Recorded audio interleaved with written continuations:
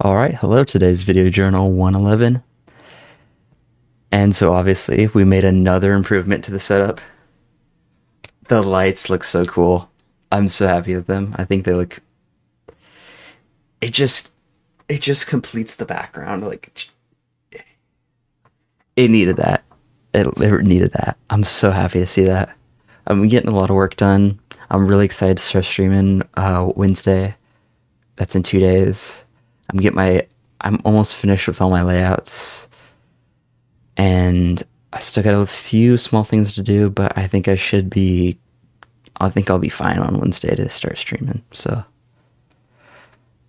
I'm gonna try to do another talk without any bullet points today, because I really just want to try to get used to talking without them. Obviously, like I said in last video, I can't use bullet points on stream. So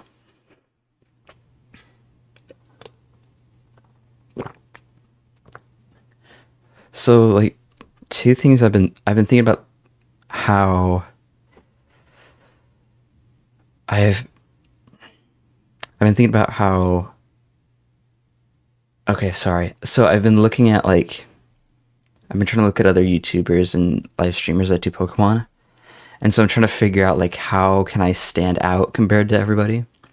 And right now I'm seeing two big issues that I need to work on. I think I'm good in terms of editing. I'm a decent editor. I think I'm good in terms of hardware.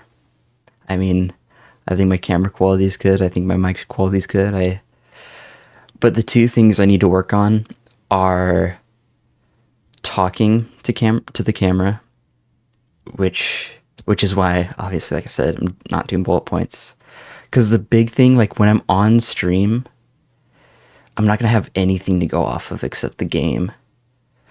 But the big thing I'm like kind of worried about is like, so how am I gonna balance saying some? How am I gonna balance talking more with making sure that I'm saying something with substance or something funny? Like it doesn't always have to be like something like really serious. Like as long as what I'm saying like has some sort of value, then I'm good.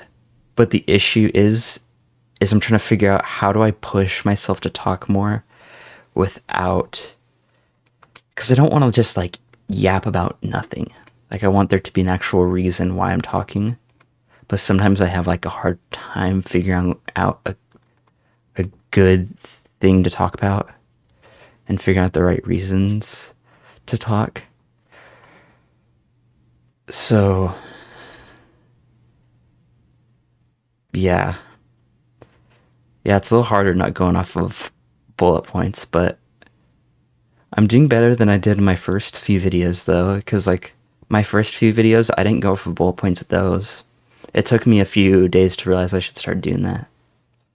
One thing I did notice so when I was taking my video production class at school, I acted with this girl named Ray in a one of my projects. And the thing with her I thought was really interesting is out loud. I told her I gave her a script, but I didn't told her she didn't need to do it like word for word. And so she out loud she was kind of like talking about the bullet points in her head. Like she almost was like kind of having those bullet points that I'm doing, but she was having them in her head. And I was like, oh, that's kind of a good way of like thinking about it. Because what I'm starting to realize is I kind of plan in the moment what I'm talking about. Like you'll see that I have like my pauses.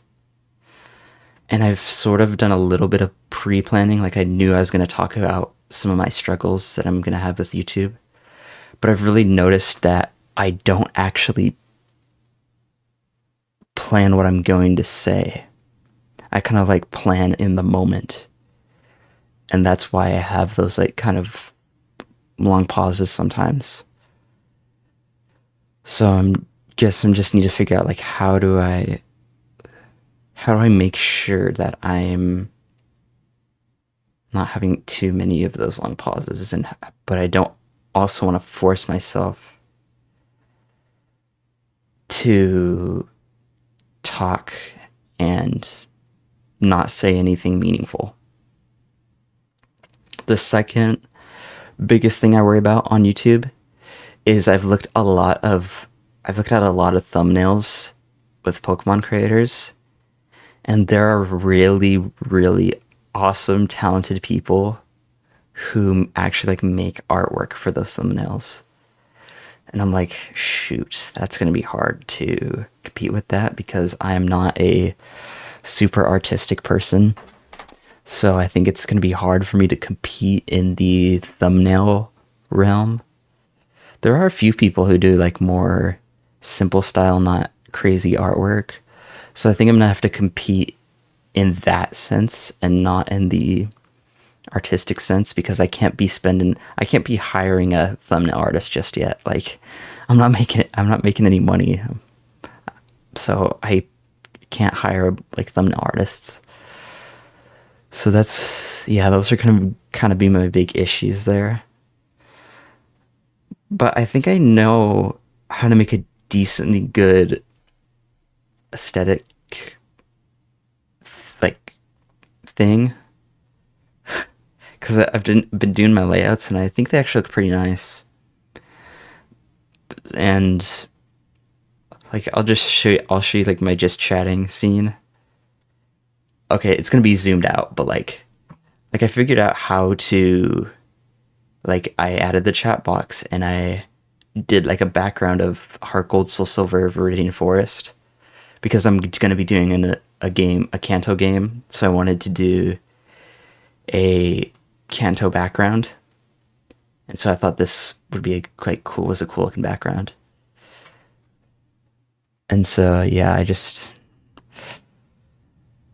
still think it might be hard to compete in the thumbnail realm. So I think what I got to do is compete in the title realm, and then I think I can compete in terms of title, and I think I can compete in terms of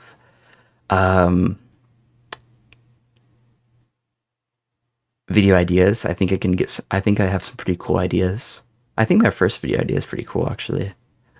And I think I can compete in terms of like short form content, because my plan is to make YouTube Shorts and TikTok, and hopefully I'll get some traction on there that will translate into